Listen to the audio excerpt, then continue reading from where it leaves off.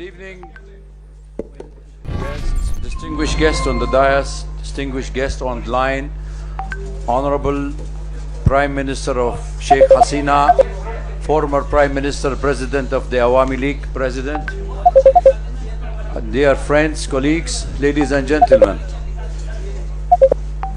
On behalf of the Foreign Correspondent Club of South Asia and myself, we welcome you all to this live telecasting of the event of the upcoming travel by Mrs. Hasina into her country with her activists, with her parties. And we wanted to make a small statement before we start the session. Allow me 2 minutes to finish the statement, and please let's have order, please. Yeah, okay.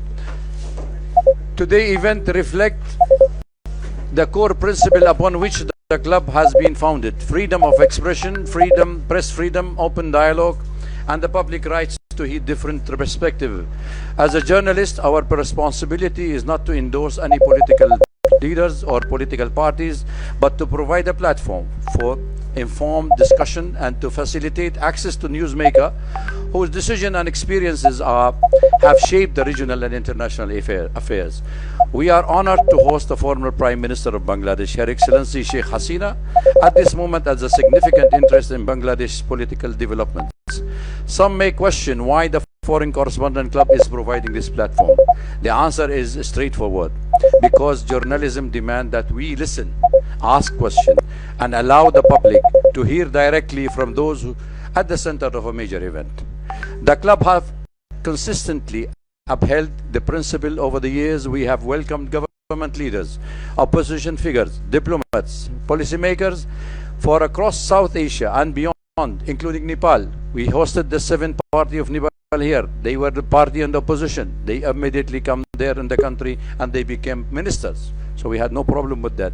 We never interfere. We had from Sri Lanka, we had the president of Maldives, who also was our chief guest here. He was a member of parliament, and then he became the president, and he welcomed our work in this club. So Afghanistan and many other countries, our doors have been always remain open to diverse viewpoint. In keeping with this commitment, we also extended invitation to several occasions to the High Commissioner of Bangladesh to participate in this press perspective of his current authorities. Unfortunately, those invitations were not accepted so far. We are still open invitation. He acknowledged receiving it. I met him personally. I met his press secretary, and he communicated with me, but yet twice, and it is the invitation gone since 19th of January 2026. Just to go on record, okay?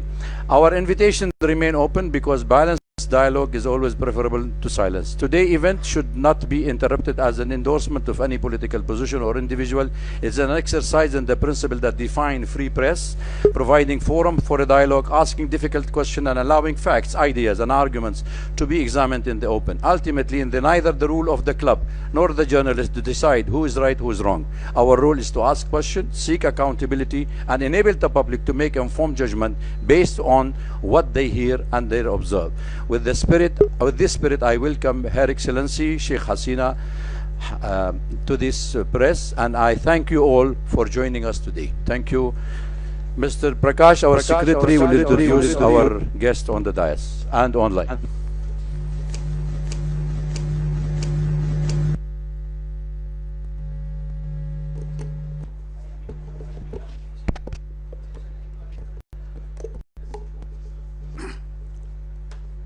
So, ladies and gentlemen, we have got quite a distinguished panel here.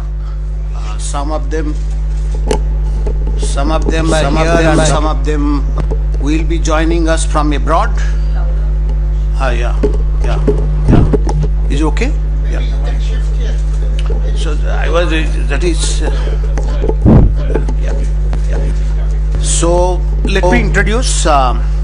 To begin with, I'm introducing Engineer Muhammad Ali Siddiq. He is the General Secretary of Bangladesh Human Rights Watch, and he is based in USA, but he is amidst us. Then we have Advocate Shah Muhammad Bakhtiar. is the director of Bangladesh Human Rights Watch. Again. Then we have the famous cricketer. You all must be knowing him. Shakib Ali Hassan. He is the former member of parliament, cricketer. He is joining us from Colombo. He is at the moment in Sri Lanka. He will be joining us.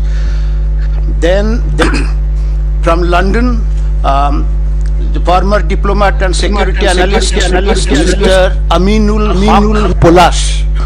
So he will be joining us from London. Then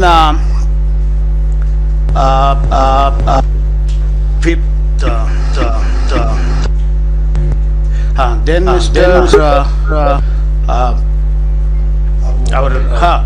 Mr. Muhibul Chowdhury, he is the former education minister of Bangladesh.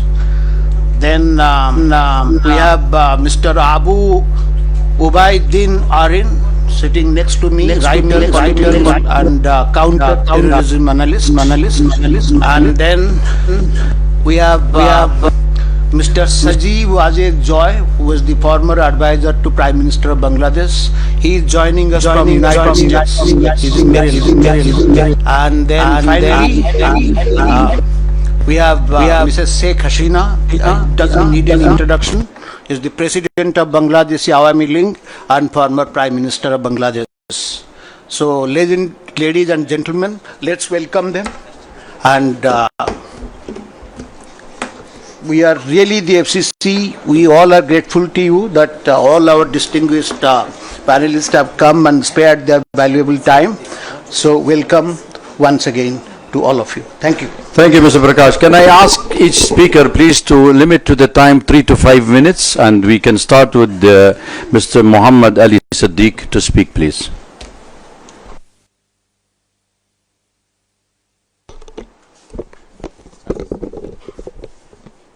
Good evening, everybody, especially the President of FCC.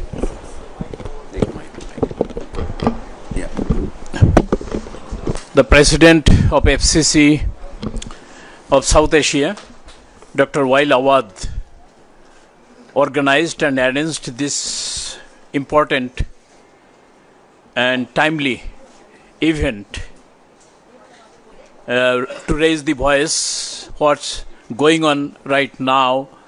The beautiful country Bangladesh once was growing as an emerging country, economically, socially, viably.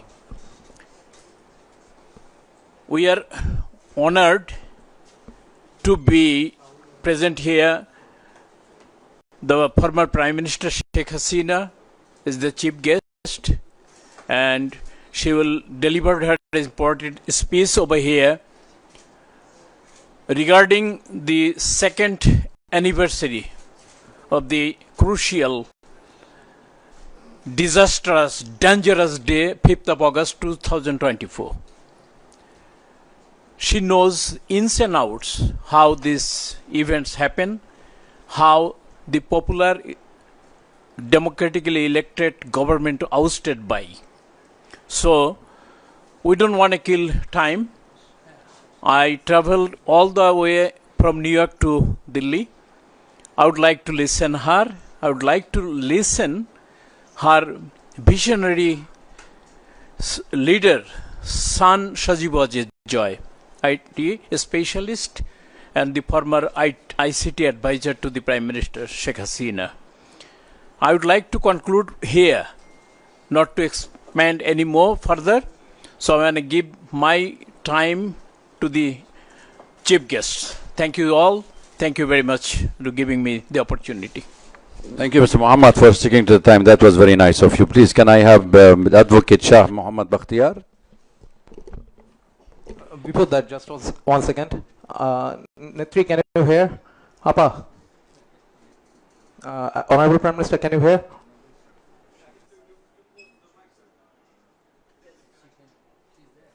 We can't hear you.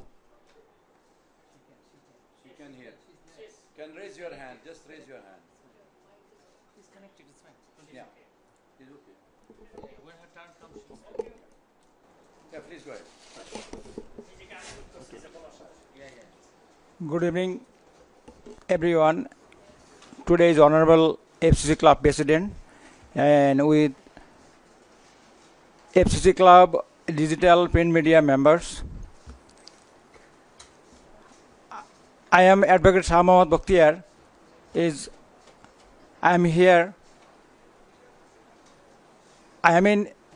We are in Bangladesh right now, severe seeking in democracy problem.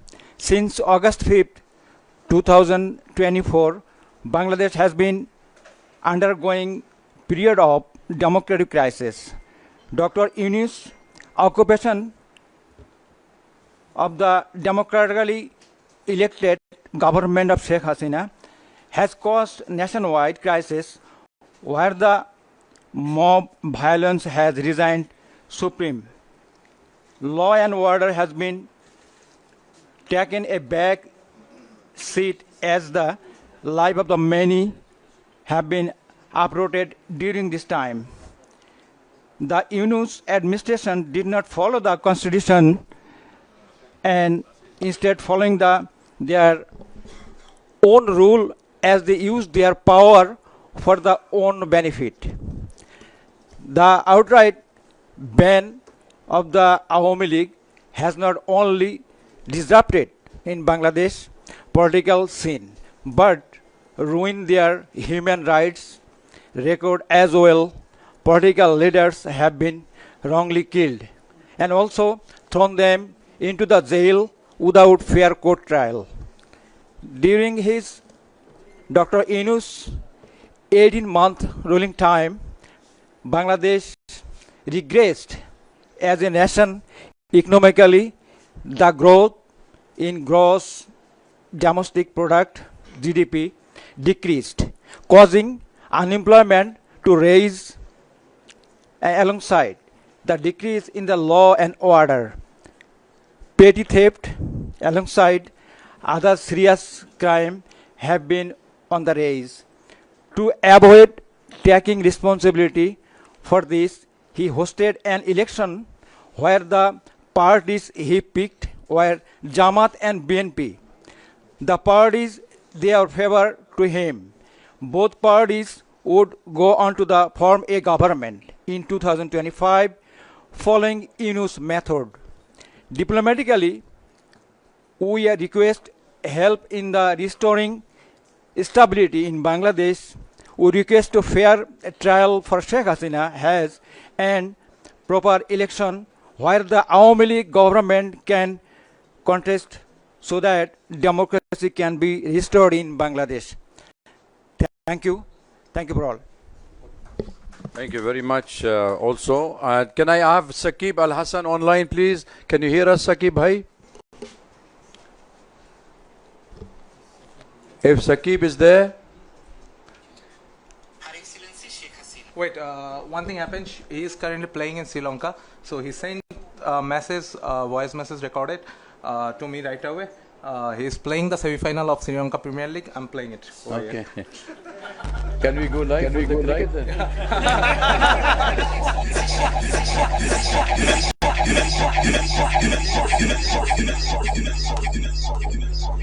Her Excellency Sheikh Hasina, respected members of the Foreign Correspondents Club, distinguished journalists, আজ আমি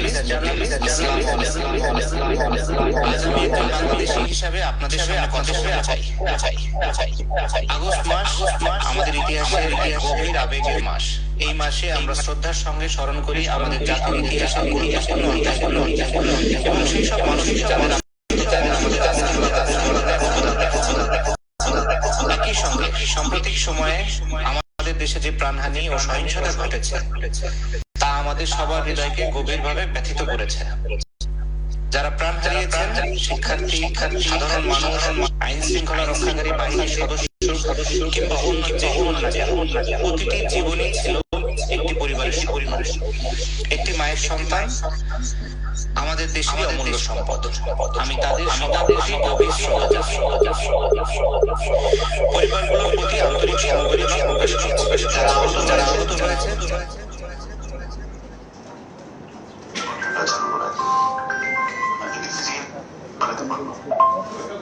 ভাই একবার ছবি লাগাই স্পেসটা আমাদের দিয়ে দেবেন। Sorry. Okay, leave it.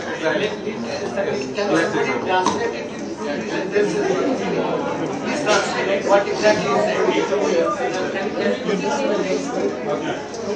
Okay, we will get the translation later on for those who are interested in the cricket to listen. Okay. We had the Mr. Sakib, then we have the Mr. Aminul Haq Polish to speak also with us. He is a former diplomat and security analyst. He's with us for live.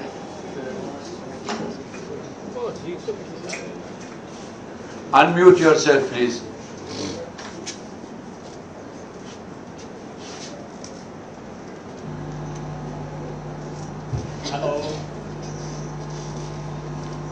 Hello. Yeah, we can hear you. Good evening. My sincere thanks to the Foreign Correspondents Club of South Asia, the organizer, the journalist present here today, and all distinguished guests. I am Aminul Haq Polash, a former intelligence officer and diplomat from Bangladesh.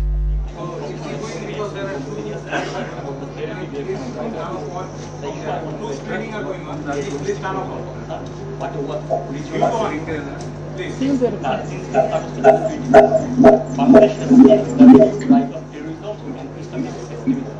This poses a serious danger not only to Bangladesh but also to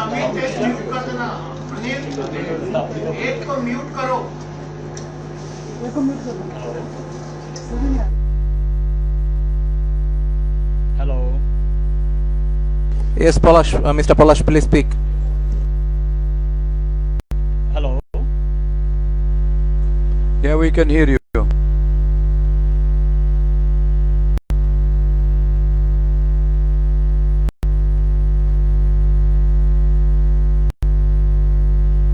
Mr. Polash, please speak. Okay. Am I audible now? Yeah. So, let me begin with the recent facts. On 24th July 2026, a powerful IED hidden inside an umbrella was found under the Motijil metro station. On 31st July, a powerful IED hidden inside an umbrella was found under the Motijil metro station. On 31st July, a pressure cooker bomb was recovered near a tea stall in Ashulia Shavar. On 1st August, bomb-like objects were reported near Mirpur 10 and Farmgate metro station. And just days before, on 3rd August, a bomb kept in a bag exploded in Borishal, severely injured 3 people. These are not isolated incidents. They are early warning signs. An IED doesn't appear by accident. It requires knowledge, materials, testing, delivery, target selection, and logistical support. When such incidents appear in different parts of the country with increasing regularity, it shows that extremist actors have developed both capability and network. The authorities remain in denial. There has been no visible action against the networks behind these incidents, no meaningful arrest, and no serious public explanation. The Home Ministry has categorically rejected the presence of militancy in Bangladesh, even as warning signs continue to appear on the ground. Bangladesh has seen this denial before. Immediately after the BNP Jamaat alliance came to power in 2001, extremist procession appeared across the country chanting, Bangla will be Afghan, we will be Taliban. When the notorious JMB terrorist Bangla Bhai emerged, the government dismissed him as a media creation. That denial gave militant networks the space to organize and expand.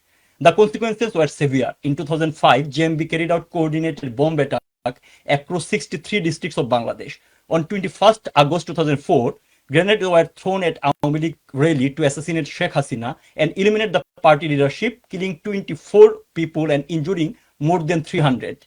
The 10-truck arms haul showed how Bangladesh was used as a route for weapons intended for insurgent networks in the region. Even a foreign diplomat was not spared. British Ambassador, High Commissioner Anwar Chaudhuri was attacked at Shahjalal's shrine in Sylhet. So when the current authorities deny the return of militancy, I don't hear the reassurance. I hear history repeating itself. The important question is this. Anil, connect me, please. The I have to important stop you here. I'm sorry. We have a problem. We have a problem with your audio. Apologies for everybody. We will continue with the program until we fix your audio, please. Just bear it with us, okay? Because we have other. We will come back to you. May I ask Abu Ubaida Arin to speak, please?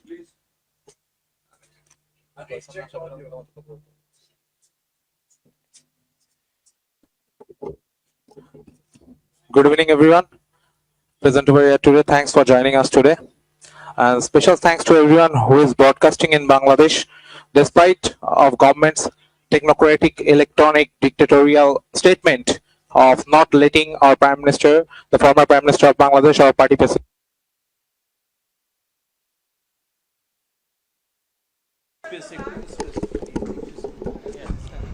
Camera. Please. Silent, please. Silent. Please give us time. So I want to remind of a promise.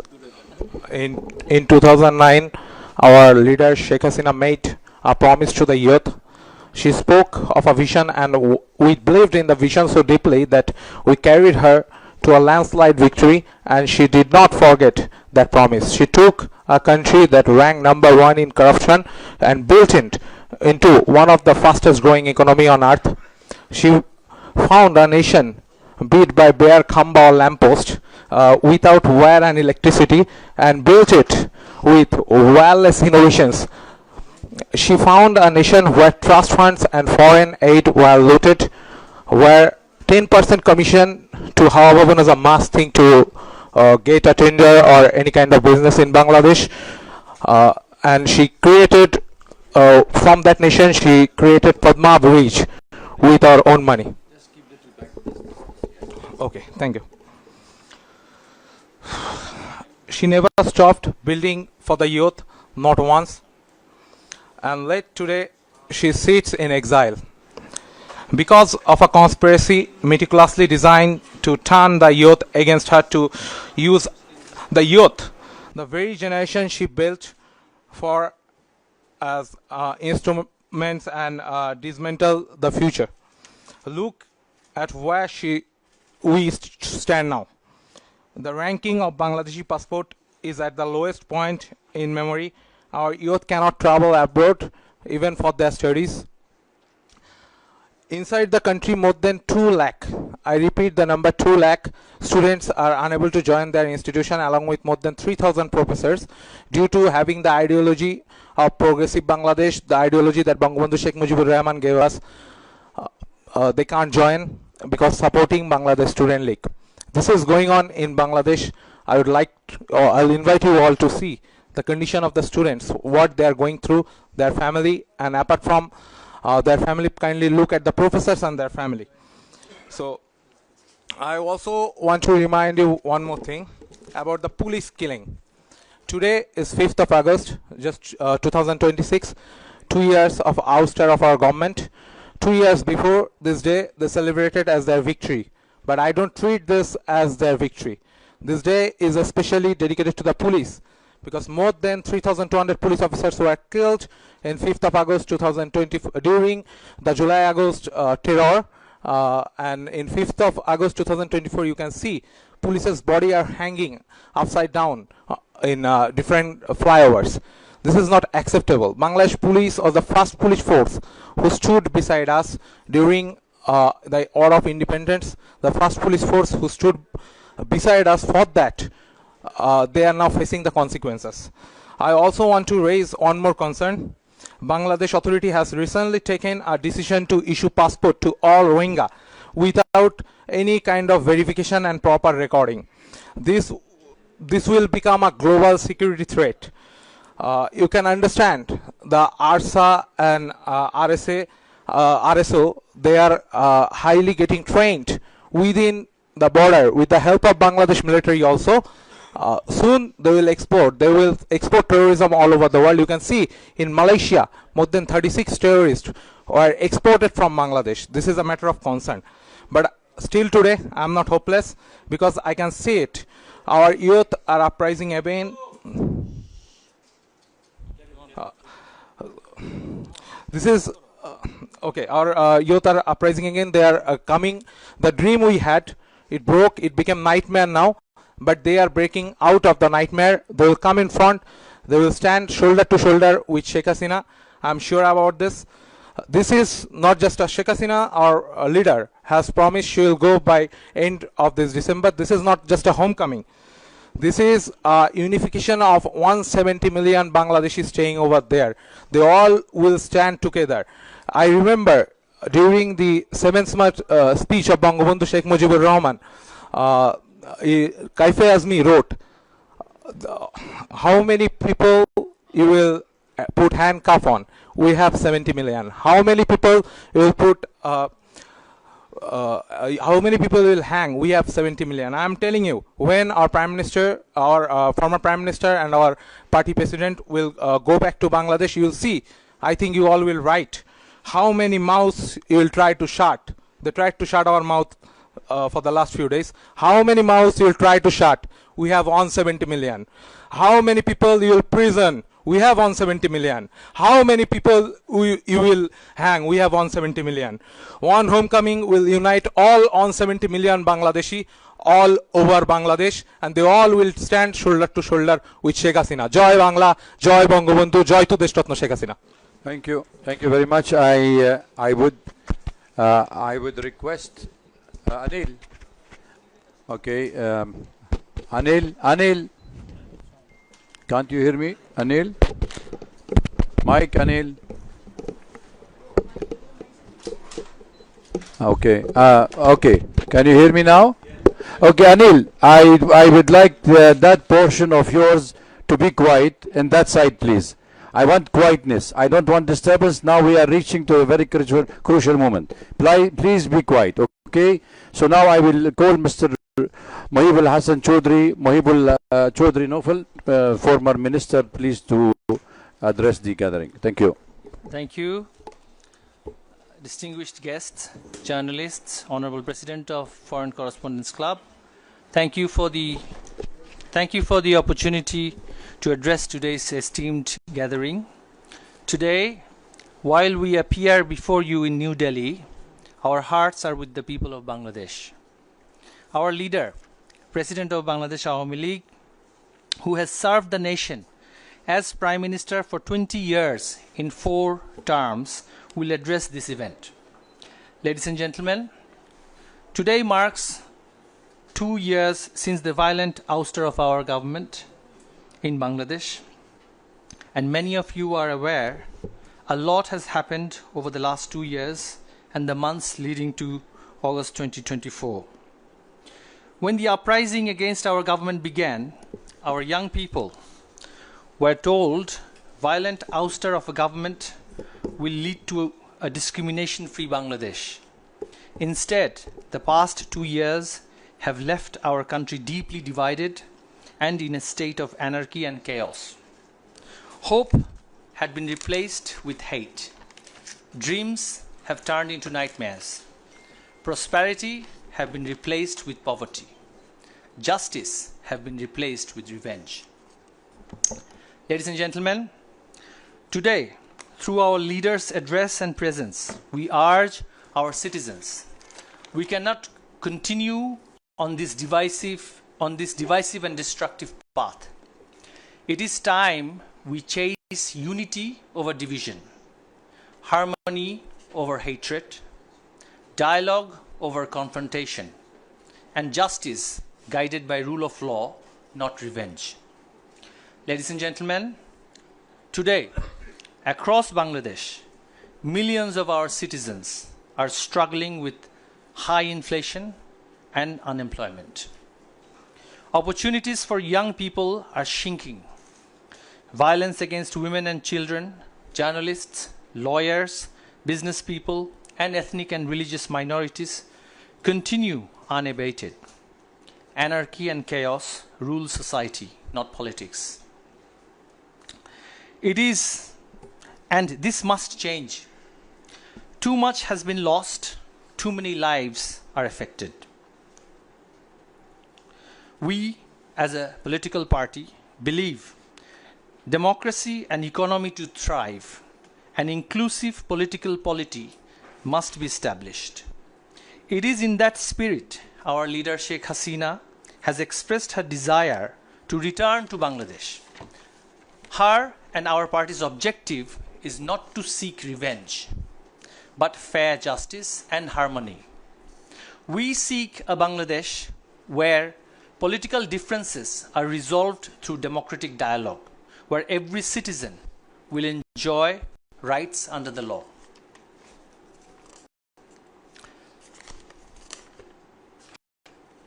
Ladies and gentlemen, as a political party that has served Bangladesh for decades, we recognize no government is without shortcomings.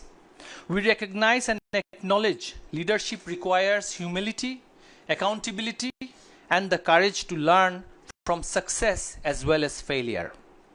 We remain committed to building upon our success while acknowledging where we could have done better and where we have at times failed. We seek no special privilege. We seek only the restoration of equal constitutional and democratic rights for every citizen and every political party in Bangladesh. We respectfully call upon every constitutional institution of Bangladesh to uphold their responsibilities with fairness, neutrality, professionalism, and fidelity to the rule of law. To the young people of Bangladesh, we say, your dreams matter, your aspirations matter, your future matters.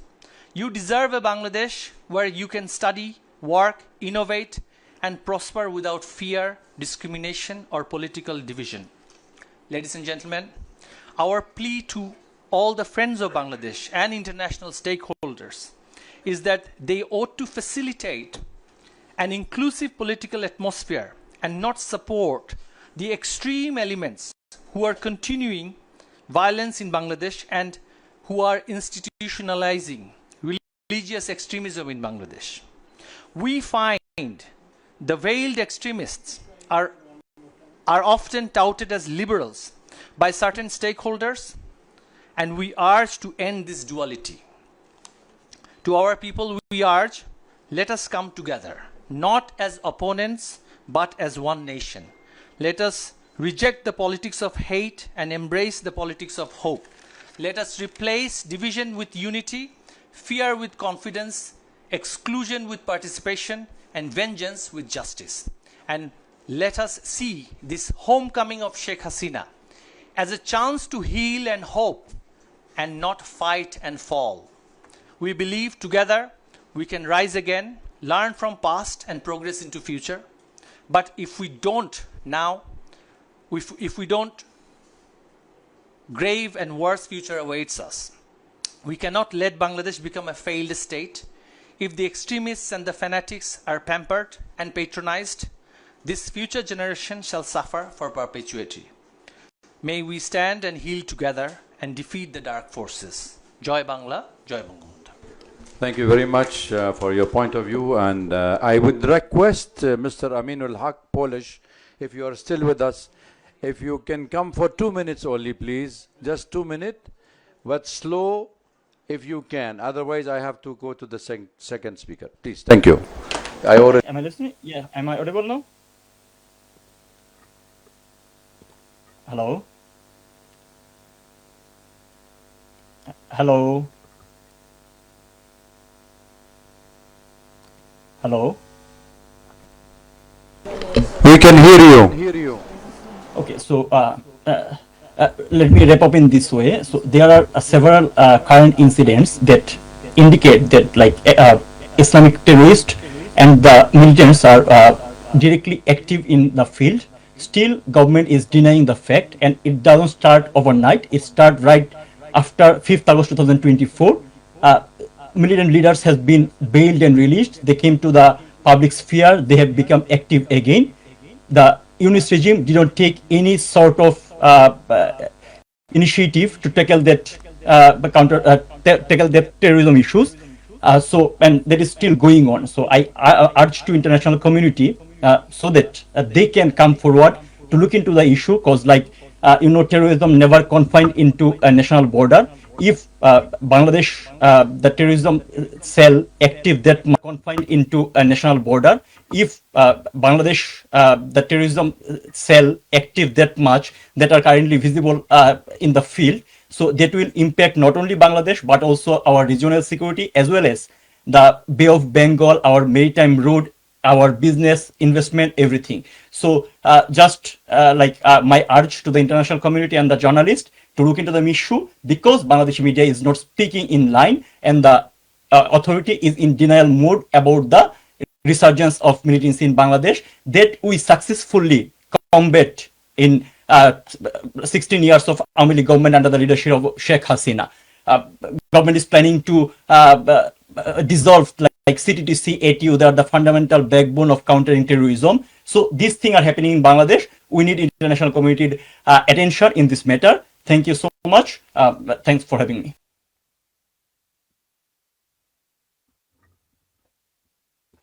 May I now request the key speaker, Mr. Sajib Wajid Joy, former ICT advisor to the Prime Minister of Bangladesh. Please speak slow and soft so we can hear you all. Thank you. Thank you very much, Dr. Awad, for the kind introduction. Thank you as well for the National Press Club for hosting this event. Honored to be here today. You've heard the other speakers speak a little bit about what is happening in Bangladesh and what has happened. I want to bring a few things to everyone's attention, and this is something I believe that the international community needs to focus on. First of all, you have heard the refrain again and again that about the deaths during the July-August protests of 2024. Here is what no one is talking about. You have various counts on the numbers. You have the UN number of 1,400, whereas the government number is 800 something. Who are these additional 600 people? Where did the UN get those names? Our party has written to the UN, our lawyers have written to the UN again and again, and to date the UN has not provided any names. But more importantly, the UN only covers a period up to August 15th of 2024. But we know that the deaths continued. And what is most alarming, and this is something that I believe that the press, the international press, should really, really pay attention to. You see, the Yunus regime, one of the first things they did was pass an ordinance which became law called the Indemnity Bill, indemnifying all the protesters, everyone, blanket immunity, protecting them from any prosecution for any killings. That includes killings of civilians, that includes killings of our party members, and that includes killings of police officers. To date, the BNP government that is in power, they have ratified this ordinance, turned it into law, and this continues, which means that none of the police killings, we still don't know exactly the number of police deaths, none of the police killings can be prosecuted.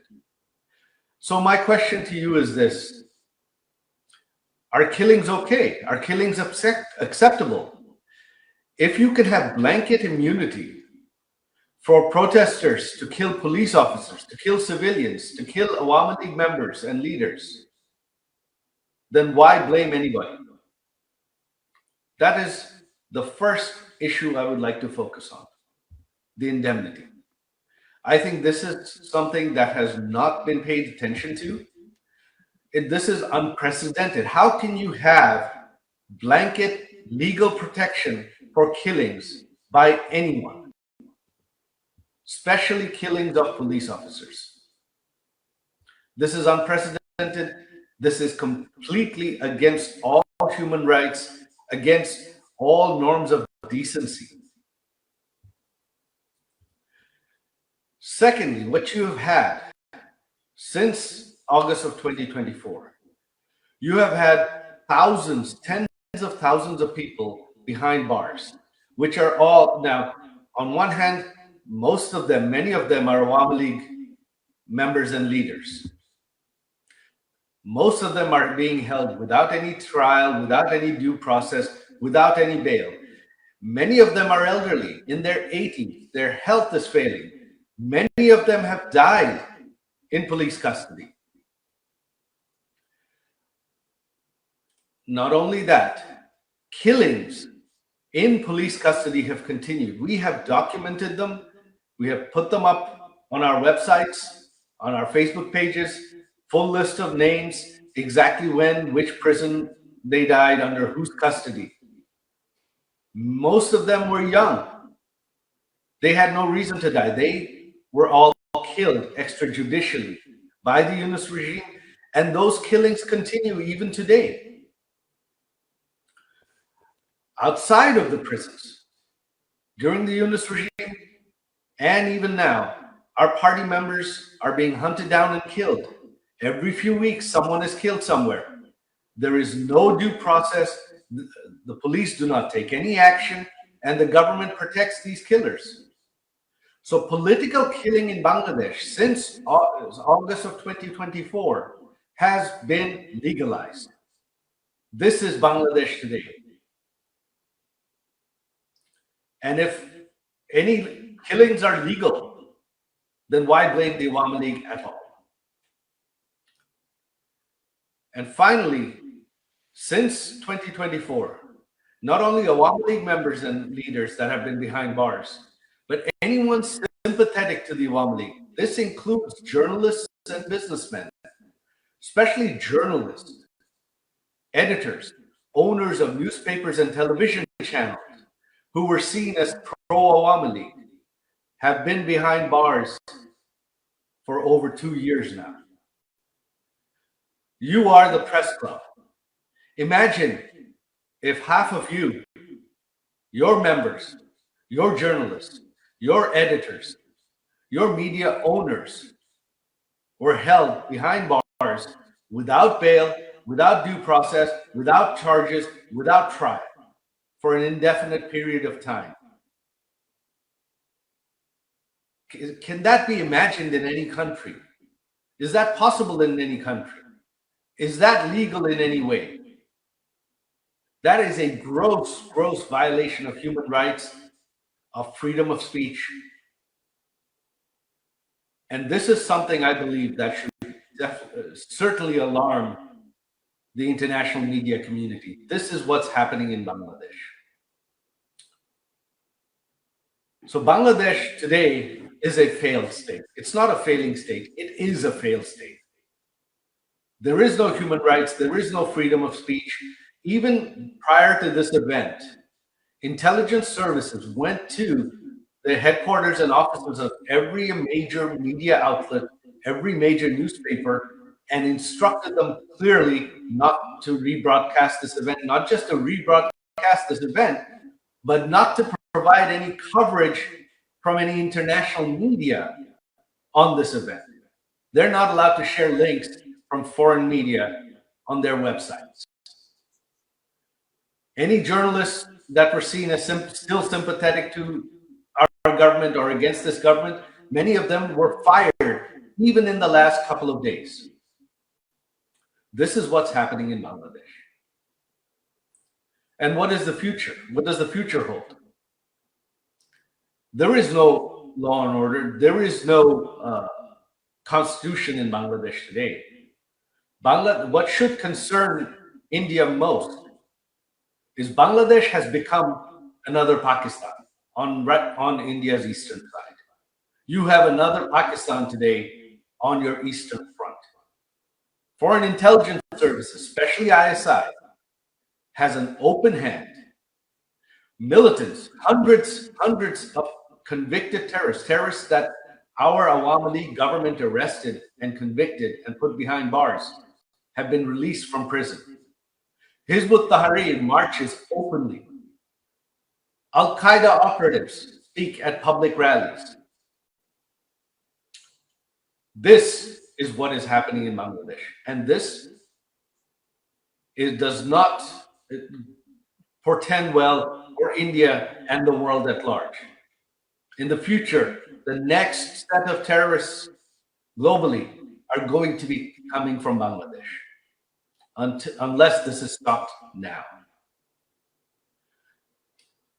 And where it has to begin is from the media, especially you in India. You are the world's largest democracy. your media has reach. You cannot take this as a sensational story only when something sensational, headline-worthy happens. This is something you have to cover every day. This is something that you have to raise international awareness of. If you raise it, the international media will pick it up.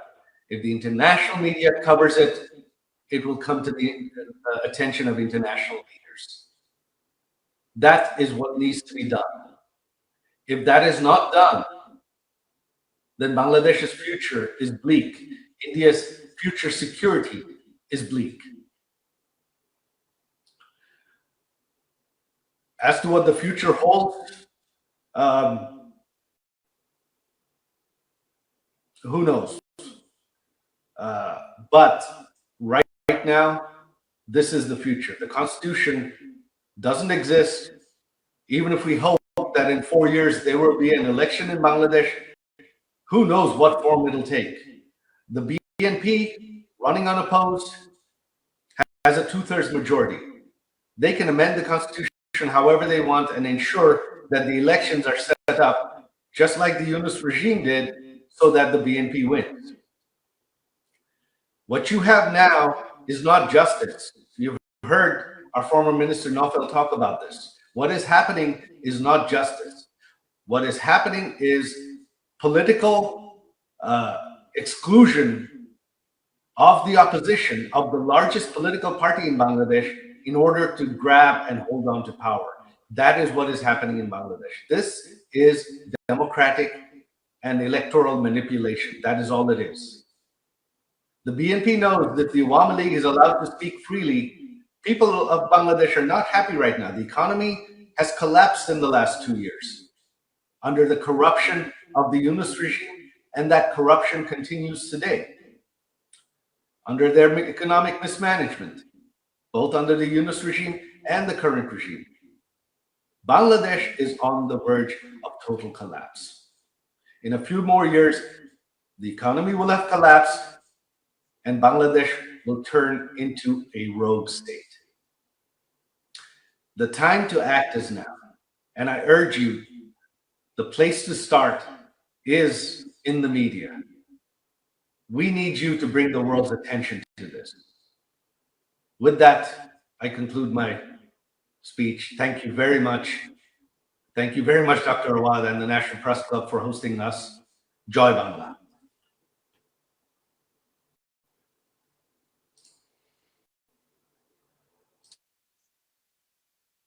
Wajid, but I would request you to stay online with us because there will be questions raised by the colleagues around. So please stay with us till we have the Honorable President of the Awami League, Mr. Certainly, Sheikh I will stay online to answer questions. Yes, Thank please. But then let me get her online, and then we will take her point of view, audio only.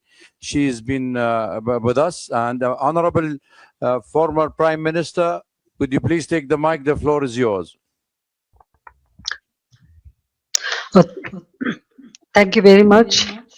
It's a great honor for me to be with you. Thank you, and thank you for everybody who present here or who are listening. Distinguished journalists, members of the Foreign Correspondents Club of South Asia, respected guests, friends of Bangladesh, ladies and gentlemen, Assalamu alaikum. I thank the Foreign Correspondents Club of South Asia for giving me the opportunity to speak to you. I also thank the journalists who continue to follow events in Bangladesh with seriousness and courage. Journalism has a duty to seek truth, especially when power tries to hide it. In difficult moments of history, that duty becomes even more important. Today, I speak not only as someone who had the honor of serving Bangladesh 5 times as a Prime Minister, but also as the daughter of the father of the nation, Bangabandhu Sheikh Mujibur Rahman. I speak as someone who has spent her life with the people of Bangladesh. I was forced away from my country, but I was never separated from my people.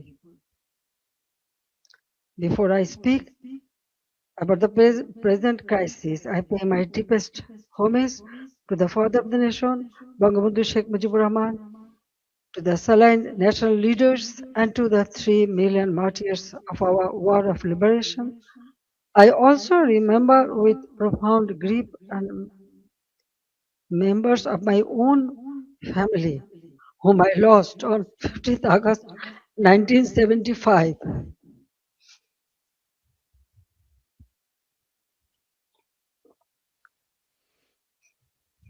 Today is also the birthday of my beloved brother Sheikh Kamal, who was 2 years younger than me.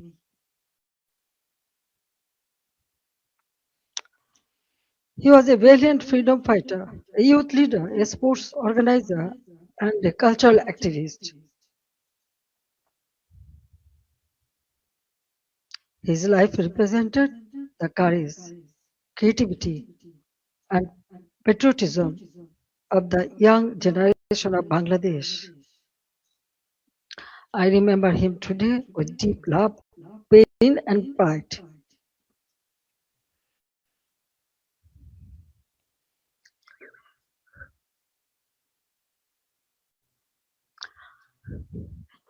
Ladies and gentlemen, for the last 2 years, I watched my beloved Bangladesh suffer.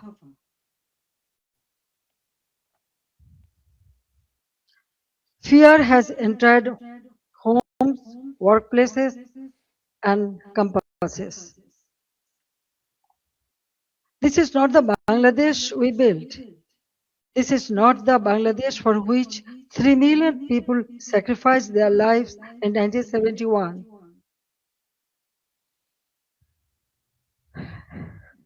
Let me begin with the truth about July and August 2024.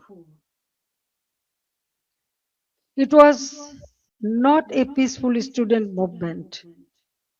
From the beginning, my government tried to resolve the issue peacefully through dialogue, legal process, and patience. But behind the language of reform,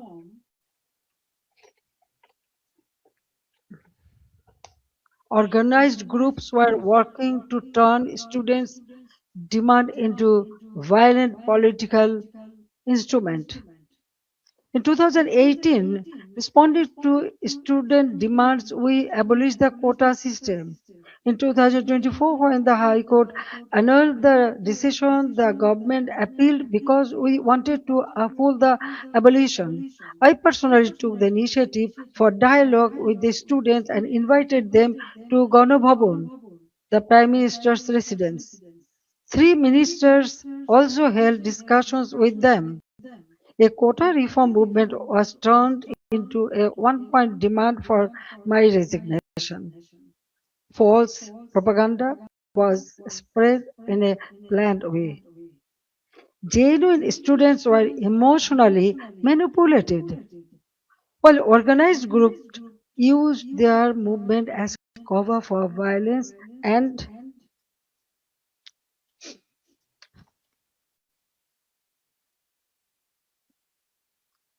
regime change.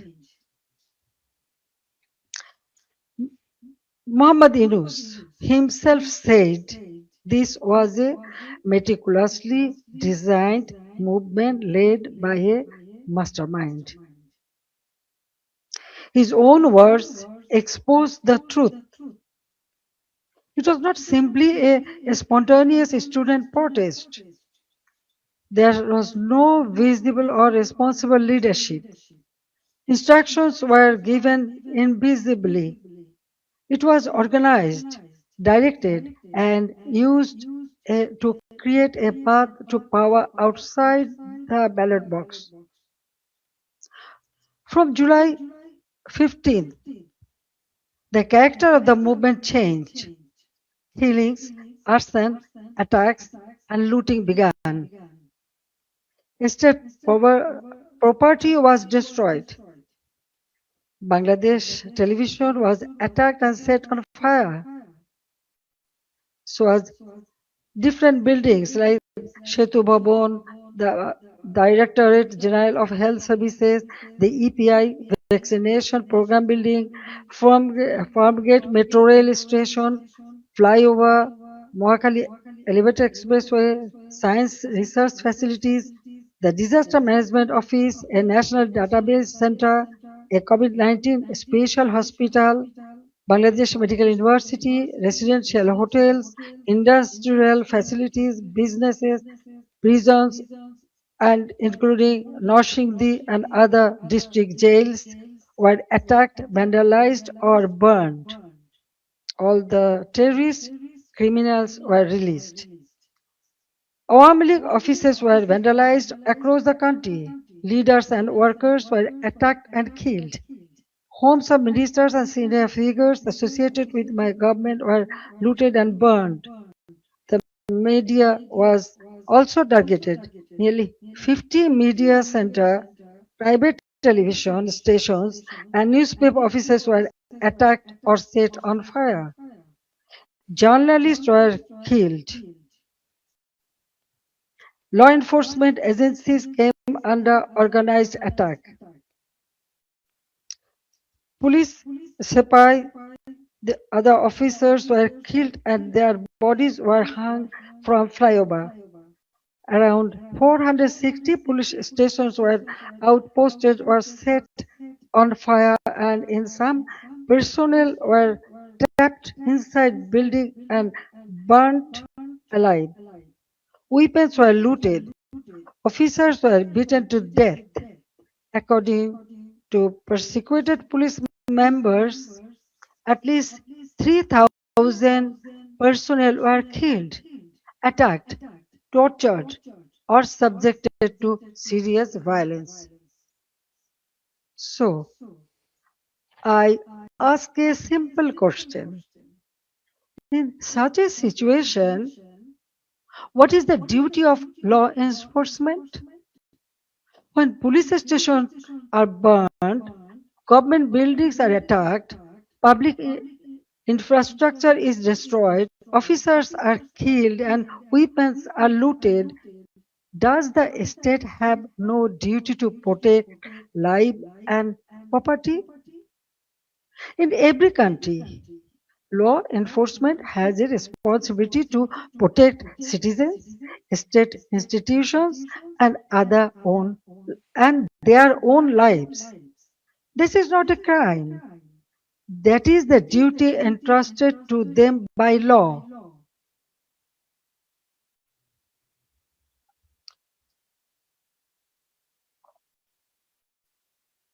At the same time, I wanted the truth to be known. That is why I formed a Judicial Inquiry Commission on 18 July 2024. Its purpose was clear. Every casualty had to be investigated. Every incident of violence had to be examined, and every family deserved to know the truth. I met victims' families, visited the injured, and instructed the authorities to provide the highest level of medical treatment free of cost. And on 1st August, I strengthened the inquiry into a 3-member commission so that the investigation would be credible and comprehensive. But after seizing power, the illegal interim government led by Muhammad Yunus stopped the investigation. They did not allow the truth to come out. They gave indemnity to those who involved in the killings. If they truly wanted justice, why did they stop the inquiry? If they had nothing to hide, why protect the killers? That one decision tells the truth. They did not want justice, they wanted power. They did not want investigation. They wanted the evidences buried. Their own words export the truth. An NCP leader said revolution would not have succeeded if police had not been killed and the metro rail had not been set on fire. A BNP leader in Sirazganj also said publicly that Enayatpur police station was burned and police were killed to make the revolution succeed. These statements show that the July-August movement was not merely a quota reform movement. It became a coordinated assault on constitutional order driven by hidden instruction, organized violence, and propaganda. The conspiracy did not end on 5th August. After 5th August, violence became a campaign of political persecution. The killing that began on 16 July with the murder of Shobuz Ali, a Dhaka college student and student league activist, has not stopped. Awami League leaders and workers are being killed, disappeared, arrested, driven from their homes, and buried under false cases. At least 10,000 have been killed or disappeared. Around 650,000 have been arrested over the last 2 years. Around 3,500 cases have been filed. Namely, nearly 450,000 leaders, workers, and supporters are accused. More than 1 million others have been listed as unnamed accused. Against me, more than 600 cases has been filed. Women activists of Chhatro League, student organization, youth league, other affiliated organizations are facing abuse, humiliation, torture in custody. Many leaders and workers have also died in prison amid documented accounts of torture, denial of medical treatment, deprivation of food, negligence, and denial of basic rights.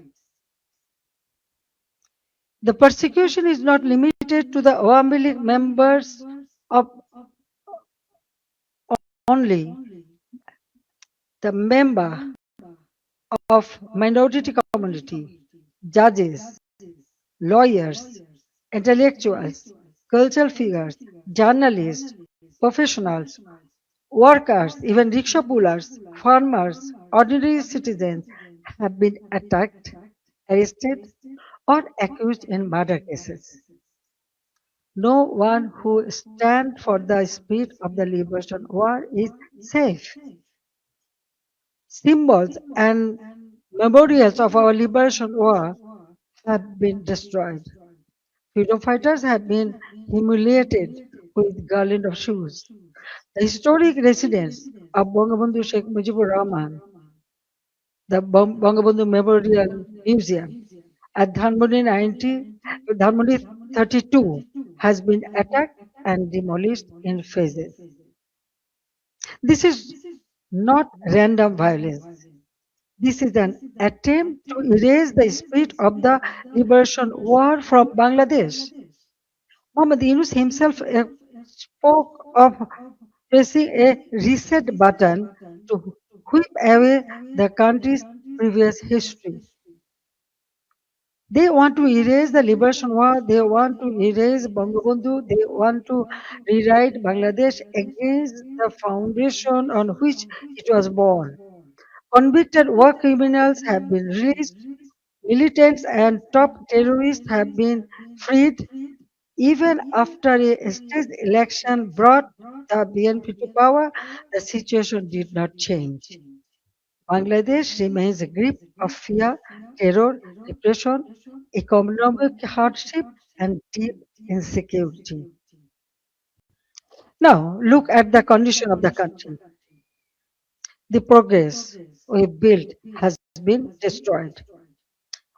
ordinary people are paying the price.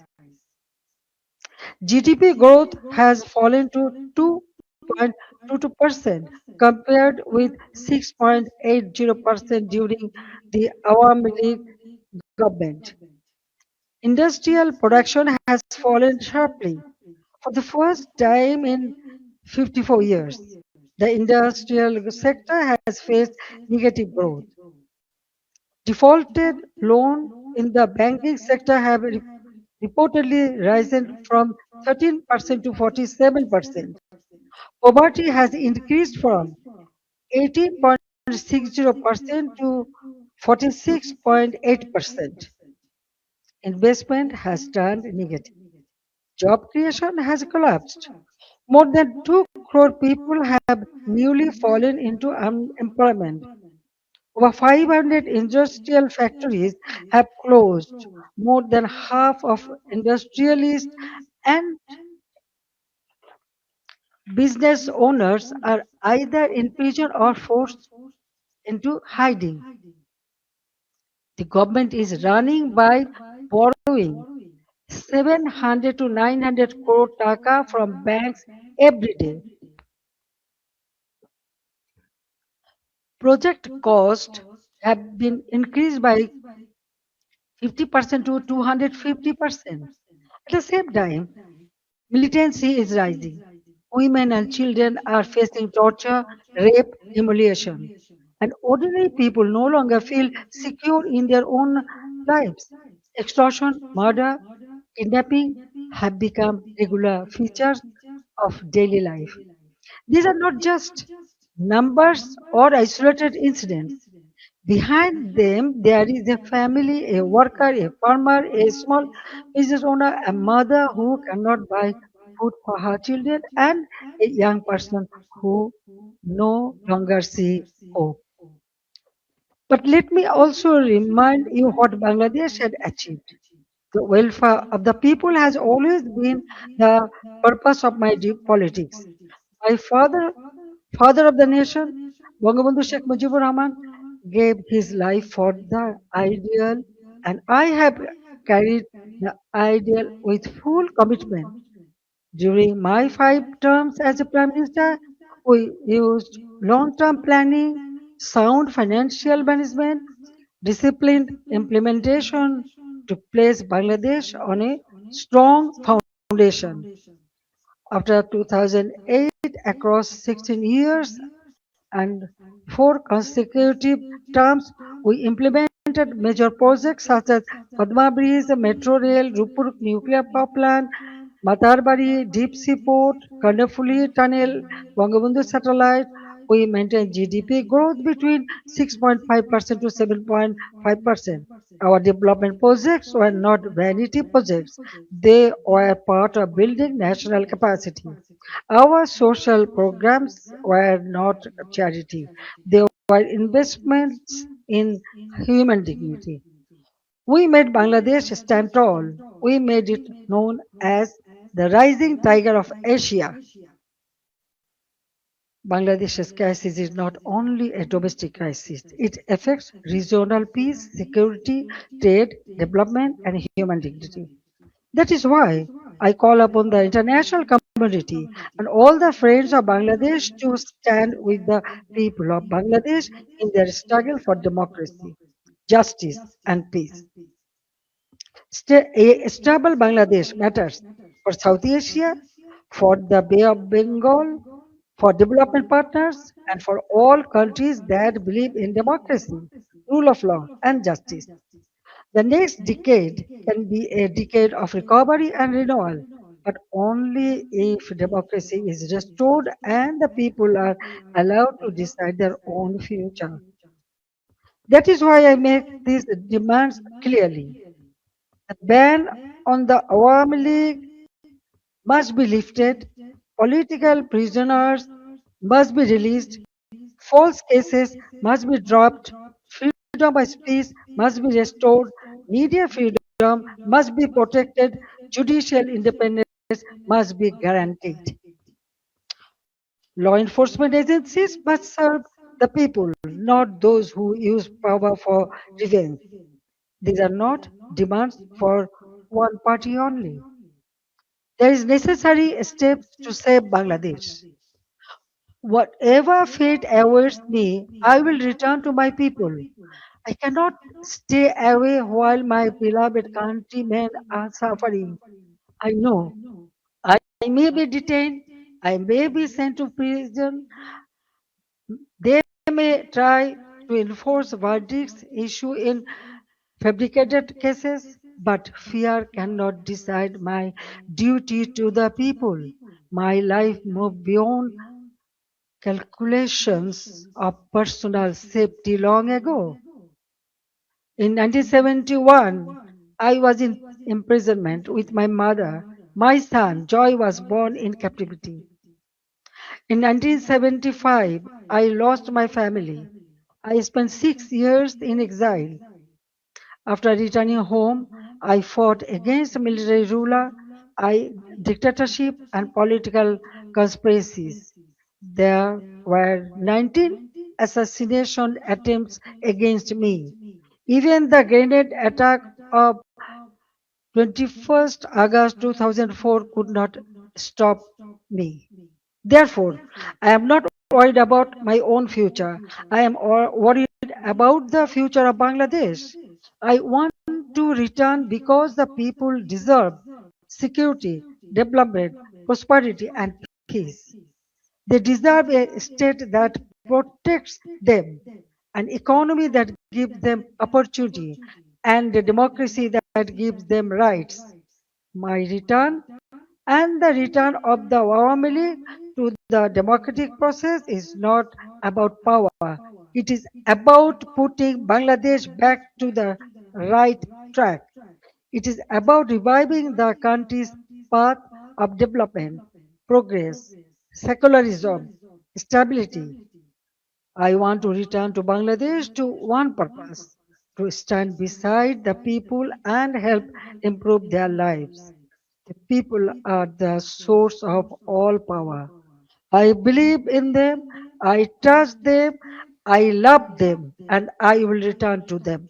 Joy Bangla, Joy Bangabandhu. Thank you very much for listening me and giving me so much time. Thank you.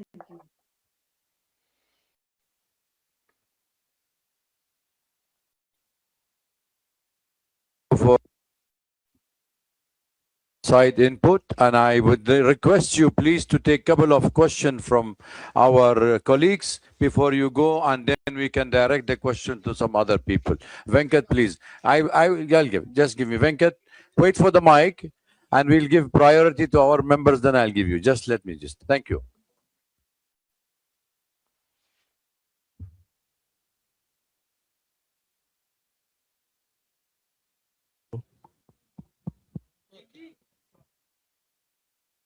Is it on?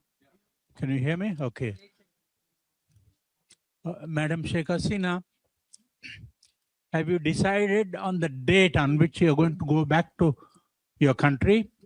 Because the present regime says the moment you arrive in Dhaka, they're going to arrest you.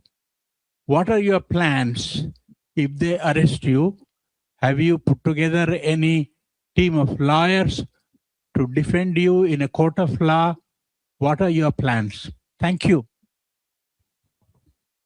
Thank you very much. Actually, I was not ready to take answer, but when you ask me, after going back, they may arrest me. I'm telling you one thing. 1981, when I returned home, that time also they tried to stop me. Jia Rahman was in power, but I went there. But 1983, I was arrested. And again in 1985, 1987, there are several times. Even 2007, that time also I was outside the country, but when I wanted to return home, they tried to stop me, but they could not. I returned home. So I know that they may put me in the jail or they may kill me, anything may happen, but still I have to go back. You are friend of Bangladesh. You are here. I know you will support me. So the people's support, it is very important for me. I am with them. Thank you. Joy, Sajib will take the question, right?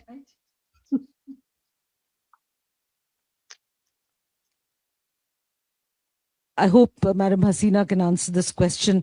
Sajib is a US citizen. The US ambassador to India has recently visited Bangladesh and expressed his confidence in Mr. Tariq Rahman's leadership. And Sajib is, of course, I'm aware that you have dual citizenship, Bangladesh as well as the US. But how do you view the US ambassador's remarks and his support also offering further deepening of trade relations with Bangladesh? And also, you said, Sajib, that Bangladesh runs the danger of becoming another Pakistan. But you are aware that one of the two countries, the country of domicile, the United States, under President Trump, has a particularly close relationship to Pakistan and is now building one with Bangladesh. So should Madam Hasina return, how do you intend to, where do you see the future of relations with the United States? Thank you. Thank you for your question. Look, the United States has its own goals. Yes, this is I'm a dual citizen. What Ambassador Gore's remarks, they are simply diplomatic remarks. Those are standard things any diplomat is going to say. And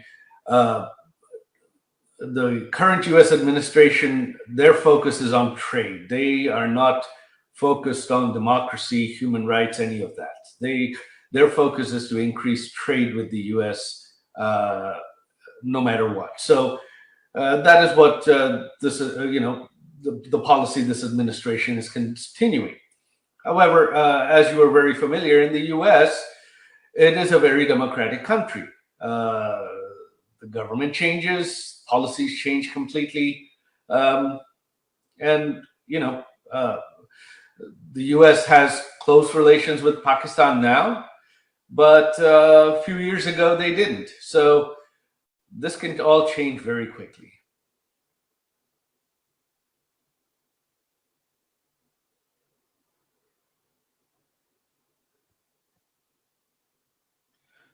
Yeah, hello, this is Shaumuntok from DW.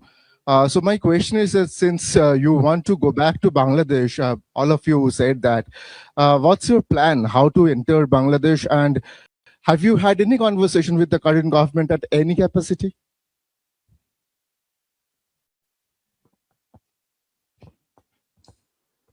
I think my mother wants me to answer that as well. No, we are not in communication with the current government at all. She is doing this. She wants to do this regardless of what the government of Bangladesh wants.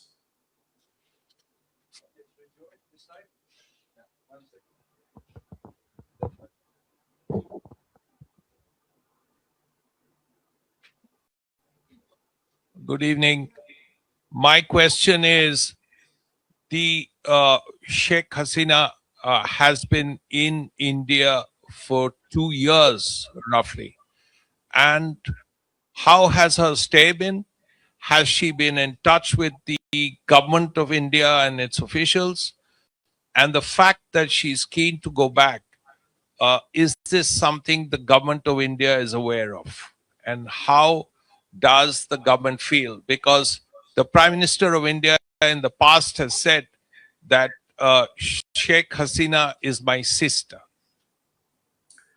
Well, obviously, the fact that she wants to go back has made international headlines, so I'm sure there isn't anyone in India who is not aware. With regards to how they're treating her, they are treating her like a head of state. They are treating her very well. She's staying as with the full services and security of a head of state. They have shown her, Prime Minister Modi's government has shown her the utmost respect, and for that I am eternally grateful.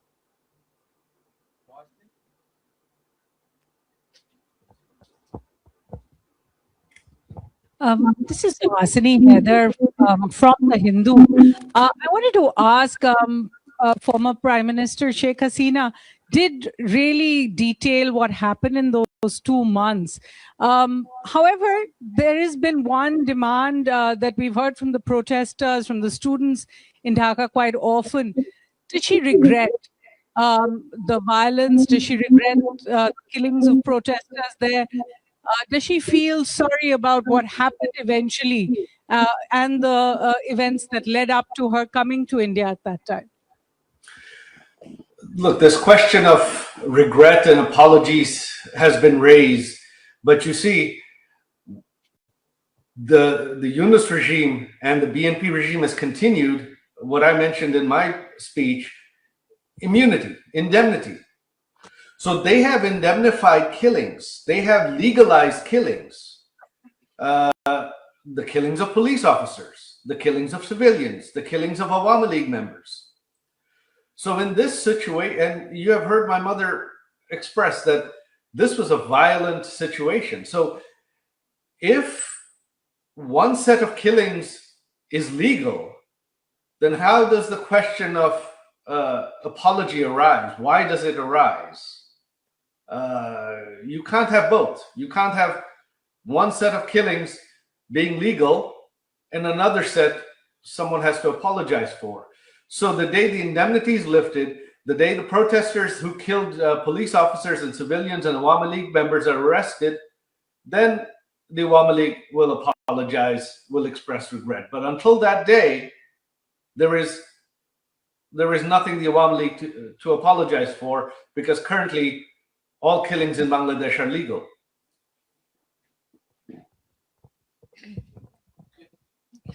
My name is Sultana Rahman. I'm from Bangla News Network. Honorable former Prime Minister, apnake salam.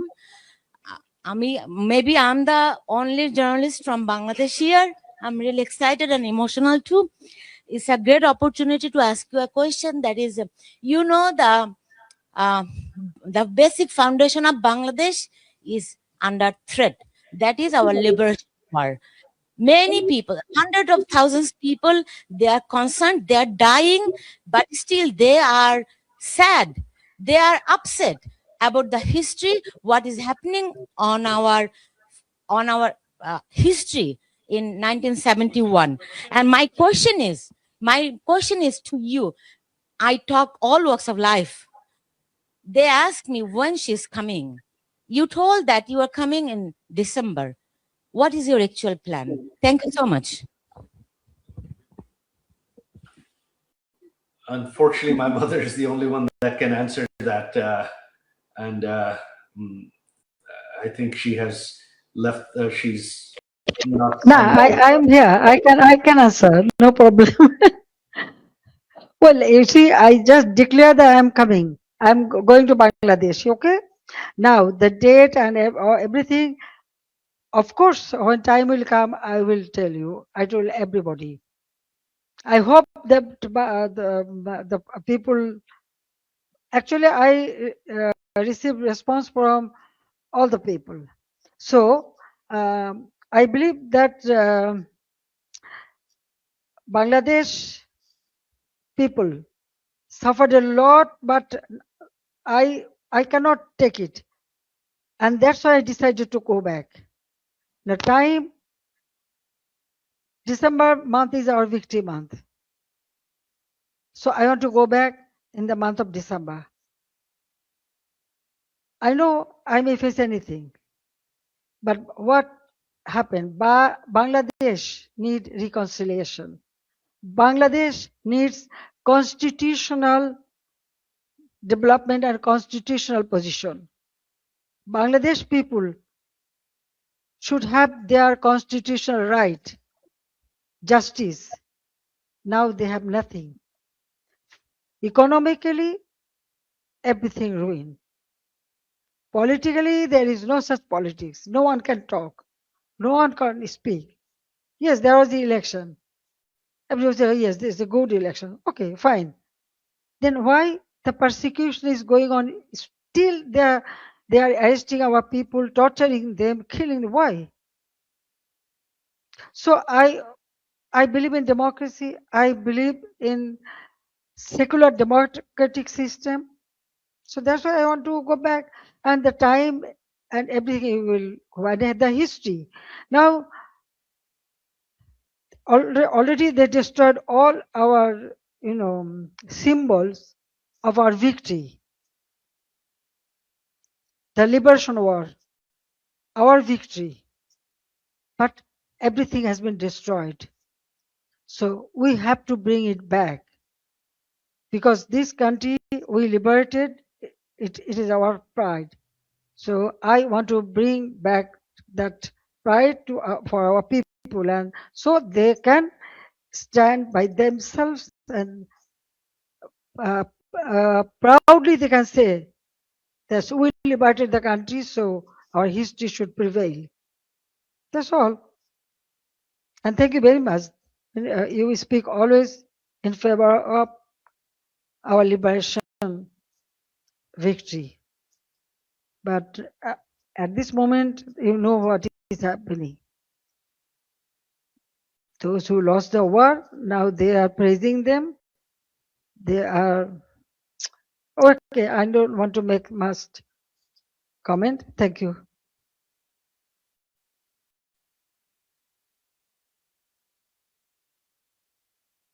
TV, you had given us an interview where you first revealed that you will be going back to your homeland in December this year.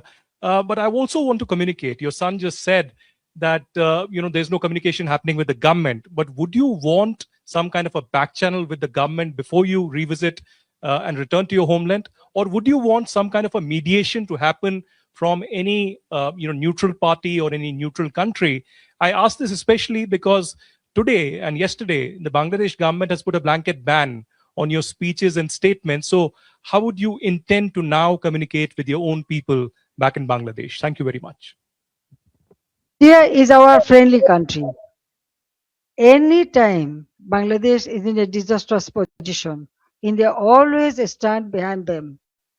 And they give shelter every time. 1971, then 75, and still. Now, government to government relationship, that is different. But India always has been a great friend, and I know they will remain that. Now, about us, yes, I told you that I was not ready to leave my country. I didn't know that I am coming here, but somehow I reach here.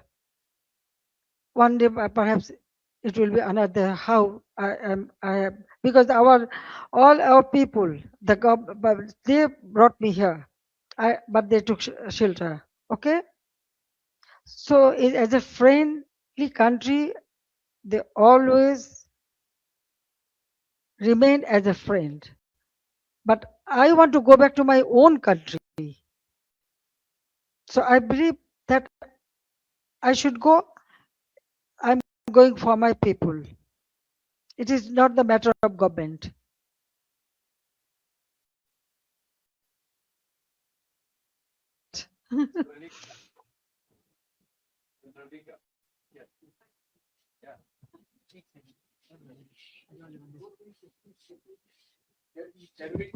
Check. Let's take 2-3 questions at one time. Since Madam is still with us, that will make it easy for all of us. I try to accommodate everybody, but please make it short. No need for any observation, just short question. I'm telling you one thing. I can see so many hands. If you have so many questions, there is the email address. There is the email address. If you when do you intend to return back? Is there a specific date, and what message do you want to send to the people of Bangladesh, and how do you respond to the criticism of your government's handling of recent political unrest and protest? One more question that I would like to put out is, how do you respond to calls for also, what are your priorities for Bangladesh's economy, as you have already mentioned about it? So if you would like to respond to that. Madam Hasina, this is Ayushi Agarwal from ANI. Your party, Awami League, continues to remain banned in the country. But if the Awami League is eventually allowed to participate in elections, would you seek to lead the party again? This is Yeshi Seli from Business India. What kind of support are you expecting from people in Bangladesh? What is the percentage of people who will still support Awami League? And do you expect the youth to come out and welcome you once you decide to walk inside Bangladesh? Quick question, and then we'll go second round, and that's it. Yeah, I've tried my best. Former Prime Minister Hasina, I have a very personal question to you. Last time you went back to Bangladesh in 1981, you went to the Nizamuddin Dargah, which has a very strong connect with your family. Will you go to the Dargah this time again, given the fact that your father also had a connect with the Dargah?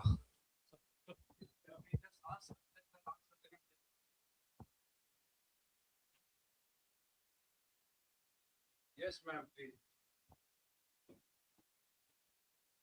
Madam Hasina.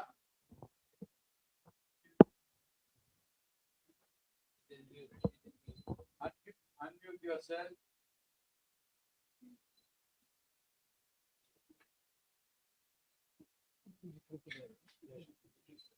Unmute yourself, please. Anil, can you unmute her? It's from there. Both are mute. Unmute. Unmute, please. Unmute yourself, madam. You are muted. Okay. I think any other questions you wanted to raise? Because we are unable to get her online. Yes, please. Spanish TV. Yes, AB. Yeah, take the mic, please. Yeah. Yeah, there. Yeah, lady is behind you. Yeah. So, Madam Hasina, I want to ask, do you plan to surrender to the authorities and face justice, both you and the other people who have been convicted? Yes, please. Yeah, ladies here. Yeah, behind you. Sorry. Yes.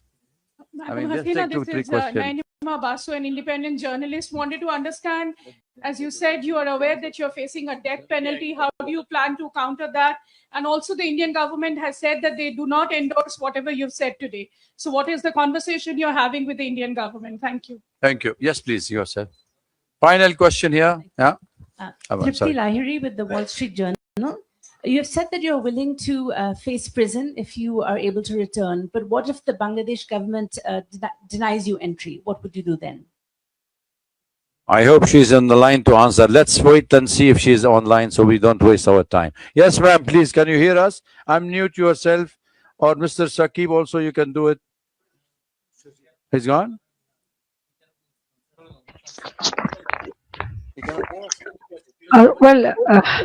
Yeah. What I want to say that all the questions already I answered many of the paper or media before that, and that's why I feel no need, because going back to Bangladesh I already told you, and visiting the serene place, this is our custom. Definitely, usually we do it. So Nizamuddin Aulia or any place we can go, we can visit. That's the one thing. Another thing is that most of the question I think already I have answered you in the past in the media. Now the government, what government will do, it is their matter. I have decided to go, I will go, and when time will come, you will be able to know everything. Okay. Now I think I have there is an email address. If you have more question, you can send it there, then you will get your answer. So I don't want to take much of time. So Okay. thank you very much. Thank you again for arranging all this an event. It's a wonderful place, and all of them are present here. I thank you very much for giving me this opportunity to talk Thank to you, you. madam. It's very nice Thank to talk you. to you. Yeah. Thank you for having you with us today. It was an honorable meeting, and we all enjoyed. And I'm sure that we will wish you, all of us, we pray for your safe return home and goodwill for Bangladesh. I just wanted, before we end the session, to ask the Minister, former Minister Muhammad Ali As-Siddiq, to acknowledge the presence of some of the Bangladeshi leaders among the audience. Please, could you please? The reporters, and you covered up the valuable issues. Today, from all the way to Europe, our all European, Awami League President, Muhammad Nazrul Islam is here. I would like to recognize him. No, I have another person, Dr. Pradeep Ranjan Kaur from New York, from all the way, he presents here. Huh? And we want all sorts of your assistance and help to go back to Honorable Prime Minister to Bangladesh, restore the democracy and human rights. Thank you very much. Thank you very much, everybody, for coming. We'll be answering. Our former Prime Minister and the President of Bangladesh Awami League will be answering all the questions through the email. Please, I think we have circulated the email, so please get in touch. Thank you. Arun, I think we all welcome you all for tea and coffee and snacks. Join us, and if you want to take any bite separately from the distinguished guests, feel free to question and ask them. Thank you for being here. It's difficult to control. Bye.